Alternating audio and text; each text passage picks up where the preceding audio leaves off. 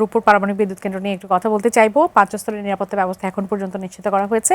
বর্জ্য ব্যবস্থাপনা নিয়ে কি হচ্ছে আমরা এখনো পরিষ্কারভাবে আসলে জানি না, যেটি আমাদের সবথেকে বড় কনসার্ন। এবং এমন একটা জায়গায় সেটি করা হয়েছে, সেটা খোলা একেবারে পরিবেশ, আমাদের নদী নালা, বন জঙ্গল, অনেক কিছুর সাথে সেটার একটা বিষয় আছে। দুর্নীতি ছিল, নানান বিতর্ক ছিল, সবকিছু মিলিয়ে আপনি রূপপুর পারমাণবিক বিদ্যুৎ কেন্দ্রকে কিভাবে দেখছেন? বালিশকাণ্ড ছিল। বালিশকাণ্ড ছিল। আমার মনে হয় দুর্নীতি নিয়ে সায়ন্ত ভাই ইনাফ বলেছেন। একদম। আমার যেটা একটা মাত্র কনসার্ন সেটা হচ্ছে পরিবেশ। এটা আমাদের সুন্দরবন এবং আমাদের এটার কোনো কপি নাই।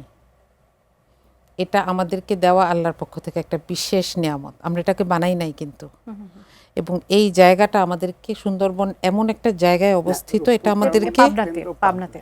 হ্যাঁ, আমি আসছি। হ্যাঁ, এটা আমাদের সুন্দরবন আমাদেরকে এমন একটা ন্যাচারাল প্রোটেকশন দেয়, সেটা আসলে এটা তৈরি করা কোনো বন দিয়ে সম্ভব ছিল না। হ্যাঁ, এখন আসি রূপপুর পারমাণবিক কেন্দ্রকে সহ এরকম আরও অনেকগুলা সাইট যেই মেয়াদে শেখ হাসিনা সংবিধানে বন এবং পরিবেশ নিয়ে একটি ক্লজ যুক্ত করলেন, সেই মেয়াদে সেই বছরেই এই উদ্যোগগুলো নেওয়া হয়েছে।